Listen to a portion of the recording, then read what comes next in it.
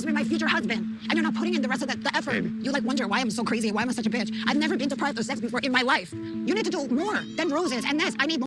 What's going on, people? We are back again with another MovingMAD video, and this one's all about Nikki and Justin. You know what's so interesting? You know, sometimes you get in life where women say that, listen, I want to take things slowly. Okay, right? I want to be treated well. I want to be this, and that before we even get down to the intimacy part. Now, of course, Justin and Nikki have a history. Yes, they've been together before, but technically, the way they are at now is kind of like a restart from where they left off. So it's not necessarily that they're not continuing from where they left off. They're restarting. So they're back at the beginning again. So Justin's in a state where he wants to take things slowly. Nikki's in a state where she wants to just be, which I understand. But I feel like I know why now more than ever, why Nikki's so adamant about this whole sexual thing when it comes to herself and Justin. I generally believe is that she thinks that she owns him. And the reason I say that, well, let's get into that. More. I don't understand. What do you feel special? What is it special about me? That I support you financially? What is it? You sent so little money. Oh, it's wow. only for my passion. Really? I have money for my life, okay? Sometimes, and some things. Honey, I know little you do. things. I know you and do. you help me. Really? Yes. Really? Yes. Are you serious? Your nose alone was $7,000. Come on, like don't say that I helped you very little. That's messed up. For real. See, hear me out. I think that sometimes in this life, okay, when people financially support you a lot, they have this level of entitlement where they think they own you, or at least you owe them. This is what I'm saying. And I think that, you know, Nikki's in a position where she believes that Justin should just basically want to be doing exactly what she wants to do no matter what, because she's the one that's been financially supporting him. Even though he says that you've only been sending me little money, but then she says, well, hold on a minute, 7K is not little money, which is true. It's not a little money, to be fair with you, which is quite interesting, to be fair. The fact that she's even sending him 7K is nuts. Now, whether or not that was in altogether or just separate things, I don't know. Either way, though, I generally believe that she has this level of entitlement that he should be responding in a way that she has an entitlement where she thinks that he should want her even more because of how she's looking after him financially. That is that, you know? And I say that because in this world, there's a lot of people, especially men, okay, that if they fund a woman, they expect the woman to then be submissive as hell with anything possible, okay? And this is something that we've also seen from women as well, okay? You know, we've seen before where I think it was Gabrielle Union. She came across it. She talked about how, well, I was a breadwinner once upon a time in one of my other relationships, so therefore I was entitled to cheat because I was the one that was paying everything. You see what I'm saying? So sometimes money makes people feel very, very entitled. It makes them feel like as if they own someone, or as if someone owes them something.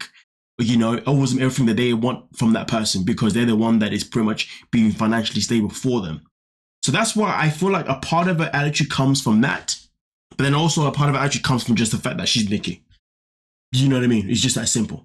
But it's interesting that she's able to spend all this money and send it to him. But yeah, she can't really, you know, look after herself with her own money in the States, if that makes sense, based on everything that's going on with the 75K and the things before that.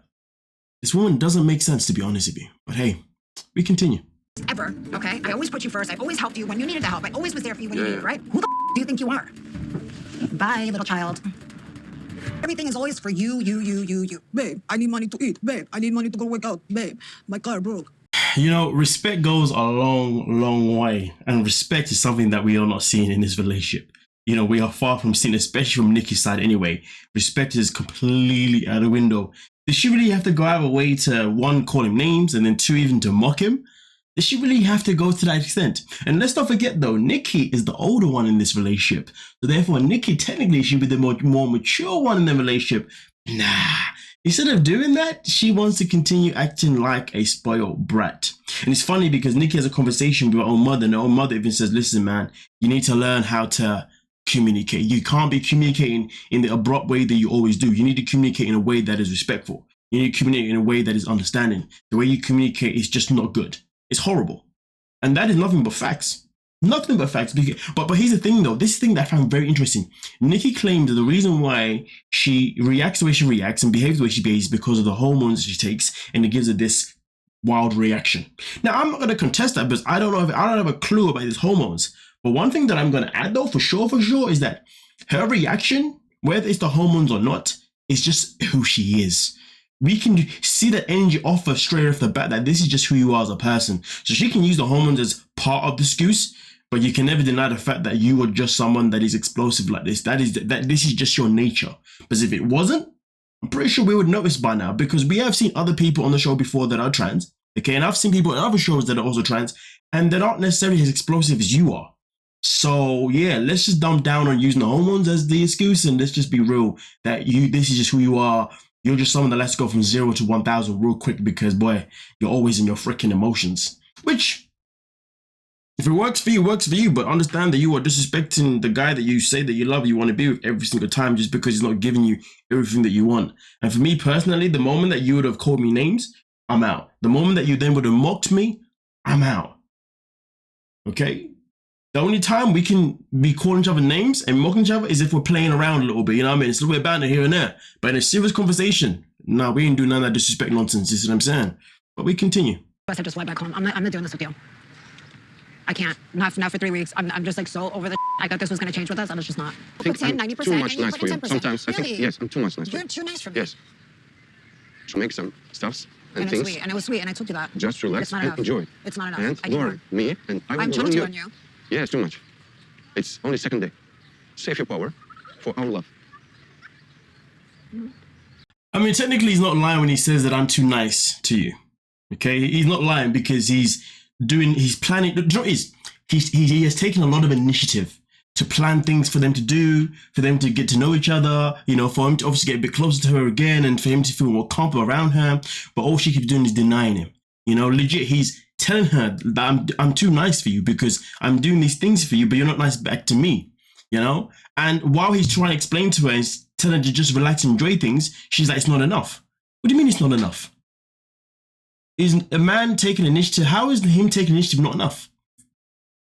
Let's just let that sink in. Nikki is just way too horny for her own liking. It's like Nikki saying that I don't want to do none of these lovely things you're doing for me. I'd rather just basically just be in bed with you all day, just doing mad stuff. If that's the kind of relationship that you want to have, I feel like Nikki should just go back to what she used to do. If you know what I'm talking about, you know what I'm talking about. And that's something that she will mention in the next episode, because I saw it in the preview as well. You see what I'm saying? Because, boy, clearly if that's what you like, then go back to your paid work. You know what I'm saying? But either way, though, he's got a very good point. I'm too nice for you. Where is the lie in that statement? Where is the lie in that statement? Psst. Entitlement. Entitlement. Huh. Be careful who you allow to come in your life and look after you financially. Just be careful. The people over there, literally, I just got clocked. I said how I was born, and the people over there at the table just gagged. Do you know what I find quite strange? So Nikki never wanted to tell Justin that she was born a man, right? Originally. Because she was living the stealth life, right? All right, cool. So therefore she told him in an argument. All right, cool. Now, of course, that was several years ago. Fast forward now, you're telling me now all of a sudden she went from being shy and scared to say something to now she'll happily just say things out loud in public for everyone to hear because she wants people to accept her. Point being is, how comes you're so comfortable with telling people or allowing people to hear you, but yet you wasn't comfortable telling someone that you was intimate with, somebody that you loved, or love, shall I say? I just wanted to think about that because I find that very interesting, how she picks and chooses who she wants to tell. Like I said before, when it happened 15 years ago or however long it was, I understand that time is different then to what it is now. But I just find it very interesting how she kind of flickers with her words, because if you ask me personally, this woman uses a lot of manipulation stuff here and there with certain things. And because she's a manipulator, I feel like she chooses who she tells and who she doesn't tell. I don't think she was ever really a person that was a stealth person. I just think that she just chooses who she wants to tell and who she doesn't want to tell for whatever narrative is going to benefit her. Point blank period. Especially when she made the whole fuss about, oh, I'm going to go back now to America, blah, blah, blah, blah. She was only saying that because she was just trying to guilt trip him. There was no other reason for her to say that. Because we all knew that there's no way that she was going to go back to America after just landing in Moldova. Especially given the fact that she's only been there for just 2 days. And she's already been a headache after 2 days. Let's be real. And the fact that she's expecting him to just want to bet her after 2 days as well. Where I come from, they call that whole vibe. But anyway, that's another story. Don't forget to like, subscribe, and of course, peace.